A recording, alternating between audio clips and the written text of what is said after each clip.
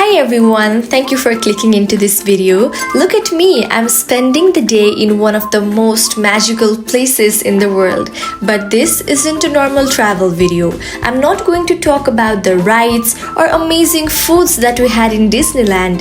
Instead, I want you to walk with me in your mind through some of the biggest questions of being alive. And I'll share them slowly in simple English so that we can think together. So this is your English lesson and your philosophy lesson at the same time. Please listen, repeat the words you don't know, and let your mind open a little. Let's begin. You see, a place like this is built to feel magical, but none of it is real. The castles, the mountains, the stories. They are beautiful illusions designed to trick the eye and lift the heart. And yet, the joy people feel here is completely real. The memories children make will last a lifetime. So here is the first question. If something is fake, but the feeling it gives you is real, which part is the truth? For thousands of years, philosophers have argued about what the word real even means, and these magical places give us a clue. The magic was never inside the bricks or the paint. The magic was always inside us. The world gives us the stage and we bring meaning to it. Many people come to places like this as children and return years later as adults. But a place like this is repaired, repainted, and rebuilt for decades. Old wood is replaced with new wood. Old rides are removed and new ones are built. After enough years, almost nothing remains original. So is it still the same place? Ancient philosophers asked this exact question with a famous puzzle called the Ship of Theseus. A wooden ship has one plank replaced, then another, followed by just another, until not a single piece of wood is left. Is it still the same ship? Nobody can fully agree. Now, here is the version that matters to you.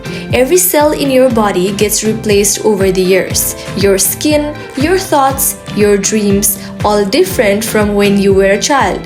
So, are you still the same person you once were, or someone completely new just wearing the same name? Philosophers call this the problem of personal identity, and inside it is a beautiful answer that you are not a fixed thing, you are not a finished statue, you are a story and the story is still being written, which means you are allowed to change, you are allowed to become someone better, and that no one is trapped as the person they used to be. Everywhere you go in a place like this, people are making choices. Go left, go right, this way, that way. It feels like everyone is freely choosing their own path. But let me ask you something harder. Did you really choose to be where you are today? I don't think so. You are here because of hundreds and thousands of things that you did not choose. The country you were born in, your parents, the money you just happen to have. Even the chemicals moving through your brain at this very second is not something that you have chosen. This is one of the oldest battles in philosophy. Free will versus determinism. Determinism says that every choice you make was caused by something before it, like dominoes falling. But if that's true, are we truly free, or do we only feel free? Some thinkers found a middle path and called it compatibilism. The idea is that freedom is not about escaping every cause. Freedom means acting from your own values, your own character, being the person you want to be, even inside a world full of forces pushing on you. And why does this matter to you, a student maybe from a small town? Because yes, much of your life so far was decided by things you didn't choose. But the next choice, the next step, that part is still being written by you. That is where your freedom lives, not in the past but in the next move that you're about to take. Now, let me ask you one very hard question and let me tell you about the most famous thought experiment in the world. It's called the trolley problem, and I want you to actually answer it in your head.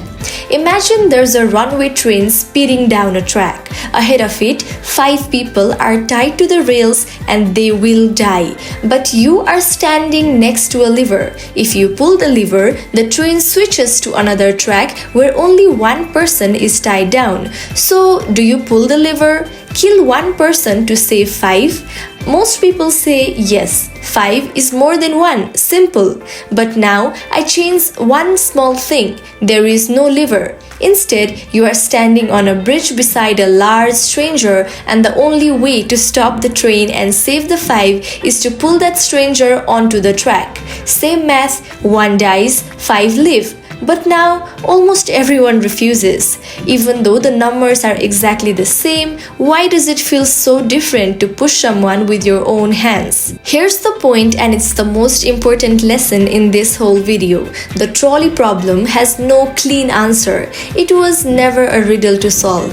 It is a mirror. It shows you the gap between cold logic and the human heart, and how the two don't always agree. A great education does not hand you all the answers. It teaches you to sit calmly with a hard question and to think honestly even when it's uncomfortable. And that is what separates a person who memorizes from a person who truly thinks. In a place like this in Disneyland, you stand among people from 100 different countries, different languages, different clothes, different gods, different foods back home, and yet every single one of them came here for the same simple reason: to feel a little joy, to make a memory, and to be close to the people they love. Strip away the languages, the flags, the money, and humans everywhere want astonishingly similar things. That is, to be seen, to belong, to matter to someone, to not feel alone. This is what it truly means to be human, and you only understand it when you stand in a crowd of strangers and realize that they are not strangers at all. That is the real reason to travel, the real reason to study abroad.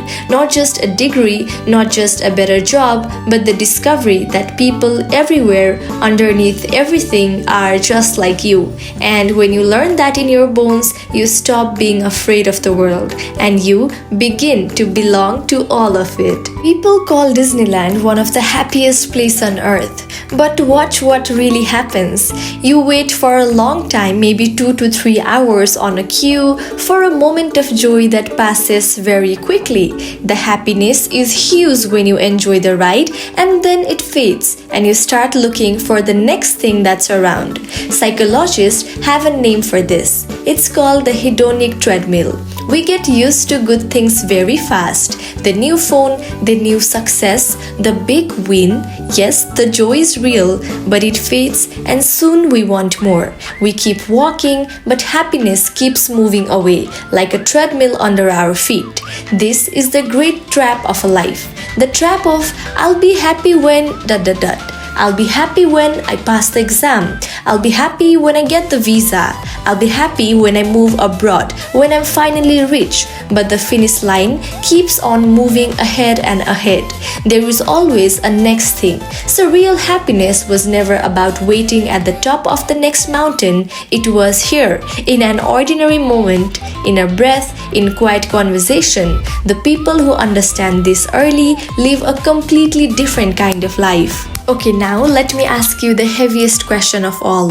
If everything ends, if one day you and I and everyone we love will be gone and the sun itself will burn out, then what is the point of anything? Why should we even study? Why build a business? Why try to do anything at all? This feeling, when you stare at a giant silent universe that gives no answer, has a name. A French philosopher named Albert Camus called it the absurd. The absurd is the gap between us, desperately asking the question, why? And a universe that never answers back. Most people are terrified of this question, so they run from it. But Camus did something braver. He pointed to an old Greek story about a man named Sisyphus punished by the gods to roll a heavy rock up a hill, and every time he reaches the top, the rock rolls back down forever. A pointless task, repeated for eternity. It sounds like a nightmare, but Camus said something even shocking. We must imagine Sisyphus happy. Why? Because if the universe will not hand you a meaning, then you get to create your own meaning. The rock does not have to crush you, it can choose to own you, to find pride and even joy in the climb itself. Life has no meaning printed on it like a price tag, and that itself is not a bad news. It is the greatest freedom you will ever have. You are the one who decides what your life means. So choose a rock worth pushing. Choose work that matters to you, and you must always love the climb. For today, we have one last story, the oldest and perhaps the most powerful in all of philosophy. Over 2000 years ago, Plato asked you to imagine prisoners who have lived their whole lives chained inside a dark cave facing a blank wall. Behind them, a fire throws shadows onto the wall, shadow of things they can never turn around to see. To those prisoners, the shadows are the only world they have ever known. The shadows are reality for them. Now imagine one prisoner breaks free. He climbs out of the cave for the very first time into the sunlight. At first, the light burns his eyes. The truth is painful, confusing, the light is too bright. But slowly, his eyes adjust and he sees the real world in full color. The sky, the trees, the sun itself. And he realizes that everything he once believed was real was only a shadow on the wall. This is the most beautiful description of education ever written. Most of us spend our whole lives staring at shadows, the small world we were born into, the only ideas we were ever shown, believing that is all there is. To learn, to travel, to study, to ask the hard questions, that is the painful part, and the glorious climb out of the cave and into the light. And here is the part Plato wanted you to remember. The freed prisoner does not stay outside alone enjoying the sun by himself. He goes back down into the cave to free the others. So, to everyone watching this video, if this made you think or taught you a new word or made you feel a little braver about your dreams, then subscribe and walk with me again in the next video. Thank you for coming till the end, and I'll see you in the next one. Bye bye.